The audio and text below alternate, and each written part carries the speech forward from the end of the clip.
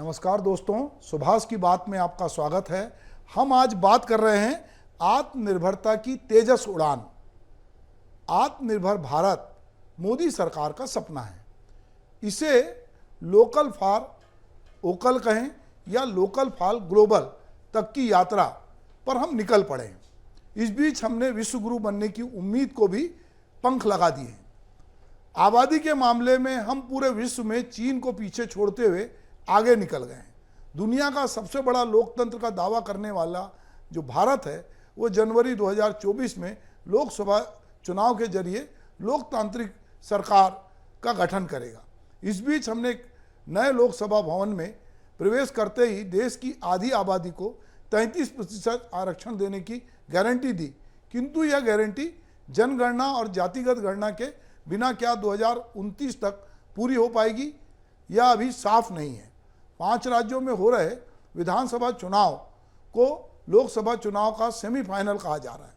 3 राज्यों में मतदान संपन्न होने के बाद चौथे राज्य राजस्थान में आज मतदान के दिन बेंगलुरु में प्रधानमंत्री नरेंद्र मोदी जो है लड़ाकू विमान तेजस में उड़ान भरने की तस्वीरें टीवी चैनल और सोशल मीडिया की सुर्खियां बनी हुई हैं। चैनल के उत्साही एंकर इसे राजस्थान के युवा वोटरों को आकर्षित करने वाले उपक्रम के रूप में देखकर आत्मनिर्भर भारत की ओर बढ़ता कदम बता रहे हैं। 5 राज्यों की विधानसभा चुनाव में स्थानीय नेताओं का चेहरा न होकर यह चुनाव प्रधानमंत्री मोदी के चेहरे पर और गारंटी पे लड़ा जा रहा है। ऐसे में प्रधानमंत्री नरेंद्र मोदी के हर कदम को चुनाव से जोड़कर देखा जाना स्वाभाविक है। और प्रधानमंत्री नरेंद्र मोदी जो हैं वो कोई ऐसे अवसर को जो है आपदा को अवसर में बदलना और किसी भी घटना को इवेंट में कन्वर्ट करने में उनसे बड़ा कोई खिलाड़ी नहीं है। भला ही वो राजस्थान में जादूगर की बात करते हों, पर मोदी हैं तो जो कुछ वो रच सकते हैं वो रचते हैं। तो आत्मनिर्भर भारत अभियान की शुरुआत जो है 2014 में की गई थी और इसका उद्देश्य घरेलू विनिर्माण क्षमताओं को बढ़ाना था। इसका असर अब दिखने लगा है। भारत दुनिया के 70 देशों को रक्षा उपकरण का निर्यात कर रहा है। एक समय में भारत सबसे ज़्यादा रक्षा उपकरणों का आयात करने वाला देश था। भारत ने फिलीपींस के साथ ब्रह्मोस मिसाइल सौदे पर हस्ताक्षर कर आत्मनिर्भर भारत की ओर पहला कदम बढ़ाया था। इसके बाद मलेशिया ने भारतीय तेजस विमान में दिलचस्पी दिखाई तो इस प्रयास को और गति मिली। मलेशिया को हल्के लड़ाकू विमान बेचने के लिए प्रतिस्पर्धा में तुर्की, चीन, पाकिस्तान, रूस, दक्षिण कोरिया भी शामिल थे, मगर मलेशिया ने चीन और पाकिस्तान से लड़ाकू जेट विमान को खरीदने से मना कर दिया। इसका कारण यह था कि कुआलालंपुर को सामूहिक रूप से पेश किए गए JF-17 थंडर विमान दक्षिण कोरिया और रूस की ओर से पेश FA-50 गोल्डन ईगल और MiG-35 रॉयल मलेशियाई वायुसेना के लिए सस्ती नहीं थी। भारत अपनी डोमेस्टिक डिफेंस मैन्युफैक्चरिंग को लगातार मजबूत कर रहा है और हथियारों का निर्यात भी कर रहा है। पिछले 6-7 सालों में भारत का निर्यात 8 गुना बढ़ा है। हिंदुस्तान नारकोटिक्स लिमिटेड यानी कि HAL द्वारा विकसित एक सीट और एक जेट इंजन वाले अनेक भूमिकाओं को निभाने में सक्षम हल्का युद्धक विमान है। इसका विकास हल्का युद्धक विमान या LCA नामक कार्यक्रम के अंतर्गत हुआ है। इसकी शुरुआत 1980 के दशक में हुई थी। विमान का आधिकारिक नाम तेजस 4 मई 2003 को तत्कालीन प्रधानमंत्री अटल बिहारी वाजपेयी ने दिया था। यह विमान पुराने पड़ रहे MiG-21 का स्थान लेगा। तेजस की सीमित श्रृंखला का उत्पादन 2007 में शुरू हुआ। तेजस निसंदेह हमारी आत्मनिर्भरता का प्रतीक है, लेकिन हमने तो आज़ादी के बाद हर क्षेत्र में आत्मनिर्भर होने का सपना देखा था। अब सवाल यह है कि प्रधानमंत्री मोदी जिस आत्मनिर्भर भारत होने की बात कह रहे हैं, क्या वह भारत वास्तव में आत्मनिर्भर हो गया है? अगर इसका जवाब हाँ है तो आखिर गरीबों को साल भर मुफ्त अनाज क्यों देना पड़ रहा है? हमारा युवा बेरोजगार क्यों है और उसे बेरोजगारी भत्ता क्यों देना पड़ रहा है?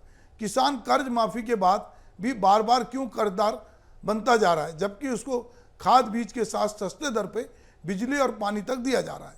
महिलाओं को पेंशन देने की बात क्यों चुनावी मुद्दा बन रहा है? महिलाओं और पिछड़ों का आगे बढ़ने के लिए आरक्षण की बात क्यों करनी पड़ रही है? आधे दर पे बिजली क्यों देना पड़ रही है? चुनाव में रेवड़ी बांटने की परंपरा तो आत्मनिर्भर भारत का संकेत कतई नहीं है। आज तेजस के बहाने आत्मनिर्भर होने का दावा कर रहे हैं, तो यह भी जानने का प्रयास हम करना चाहिए हमें कि दुनिया में कौन कौन से प्रमुख लड़ाकू विमान हैं और तेजस उनसे अलग कैसे है। पूरी दुनिया में आज एक ऐसी कोई भी सेना नहीं है जिनके पास लड़ाकू विमान ना हो। विश्व में अधिकतर देश अपनी सेना को आधुनिक बनाने के साथ साथ अपने हथियारों को भी अत्याधुनिक बनाने पर जोर दे रहे हैं। भारत ने हाल ही में करीब 59,000 करोड़ की लागत से राफेल विमान को फ्रांस से खरीदा है। अमेरिकी जेट फाइटर FY-11 के पंखों का फैलाव करीब 55 फीट 6 इंच का है, जबकि इसकी लंबाई करीब 101 फीट 8 इंच है। यह विमान लगभग 18 फीट 4 इंच ऊंचा है। विमान का अधिकतम भार 127,000 पाउंड का है। तो MiG-25 और MiG-31 दुनिया का दूसरा सबसे तेज फाइटर विमान है, जिसको रूस ने अमेरिका के विमान YF-12 को रोकने के लिए बनाया था। 1980 के दशक में ही रूसी सेना ने यह विमान अपनी सेवा दे रहा है। 15 ईगल विमान दुनिया के तीसरे सबसे तेज गति से उड़ान भरने वाला विमान है, जिसको अमेरिका ने रूस के MiG-25 और MiG-31 से मुकाबला करने के लिए बनाया था। अमेरिकी सेना इस विमान को 40 से अधिक सालों से इस्तेमाल कर रही है। सुखोई Su-27 को सुखोई कंपनी ने बनाया। यह विमान 2 इंजनों वाला लड़ाकू विमान है। रूस ने इस विमान को अमेरिका के YF-12 और F-15 ईगल विमान को टक्कर देने के लिए बनाया। इस विमान को चीन और भारत सहित कई देशों की सेनाएं इस्तेमाल कर रही हैं। अमेरिकी विमान गुम्मन F-14 एक सुपरसोनिक विमान है। 2 इंजन वाले इस विमान में 2 सीट लगे हुए हैं। ये इस विमान को 1980 के दशक में ईरान इराक युद्ध के दौरान इस्लामिक रिपब्लिक ऑफ ईरान के वायुसेना द्वारा इस्तेमाल किया गया। तेजस की खूबियां जो है उसको भी हमको समझना पड़ेगा। तेजस दूर से ही दुश्मन के विमान पर निशाना साधने के लिए सक्षम है। अत्याधुनिक सिस्टम से लेस होने के कारण दुश्मन के राडार पर चकमा देकर उस पर गाज गिरा सकता है। यह विमान उतरते ही हथियारों और मिसाइलों को लेकर उड़ने में सक्षम है, जितना सुखोई विमान ले सकता है। तेजस विमान 8 से 9 टन तक भारी बोझ लेकर उड़ान भर सकता है। तेजस अपनी गति और वजन के कारण दुनिया के अन्य विमानों की तुलना में श्रेष्ठ है। हल्के होने के कारण तेजस की गति बेजोड़ है। इसके अलावा यह 52,000 फीट की ऊंचाई तक ध्वनि की गति से उड़ सकता है। यह इलेक्ट्रॉनिक रूप से scan, radar, beyond visual range, missile, electronic warfare suite से संपन्न है। तेजस हवा में ईंधन भर के जंग के लिए दोबारा तैयार हो सकता है। यह क्षमता दुनिया के कम युद्धक विमानों के पास है। तेजस एक साथ 9 तरह के हथियारों से फायर करने में सक्षम है। इस पर एंटीशिप मिसाइल, बम और रॉकेट भी लगाए जा सकते हैं। यह हवा से जमीन पर और हवा से पानी में भी मिसाइल दागने की क्षमता रखता है। तेजस महज 460 मीटर के रनवे पर दौड़कर उड़ान भर सकता है।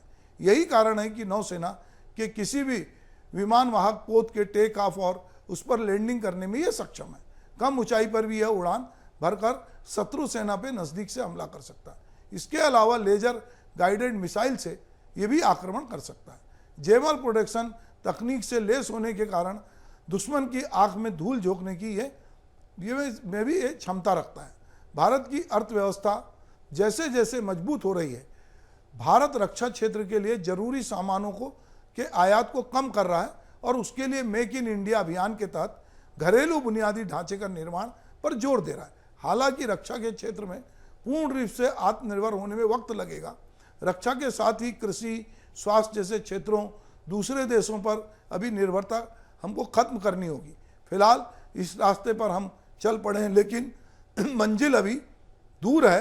तो ये समझने की जरूरी है बात है कि जब हम आत्मनिर्भर भारत की बात करते हैं, हम तेजस की बात करते हैं, तो हमारे पास गौरवान्वित होने के लिए बहुत सारी चीज़ें हैं, पर बहुत सारे सवाल हैं जो सवालों से हमको रूबरू होना पड़ेगा और हमको ये देखना पड़ेगा कि वाकई क्या हम जो हैं पूरी तरह से आत्मनिर्भर हैं। पर आज तेजस में प्रधानमंत्री ने जिस तरह से उड़ान भरी बेंगलोर से, वो अपने आप में बताता है कि प्रधानमंत्री पूरे देश में किस तरह का मैसेज देना चाहते हैं। और चुनाव के जिस दिन राजस्थान में वोट डल रहे थे उस समय यदि प्रधानमंत्री नरेंद्र मोदी, जो कि बहुत सारे युवाओं से ज़्यादा युवा दिखते हैं, ऊर्जा से लबरेज हैं, वो यदि एक लड़ाकू विमान में जाते हैं तो उसका मैसेज जो है एक बड़े फलक पे जाता है। अब मीडिया में और राजनीतिक दलों में उसको लेकर तरह तरह की बातचीत होगी, मीम भी बनेंगे, पर निश्चित रूप से तेजस जो है वो आत्मनिर्भरता की ओर बढ़ता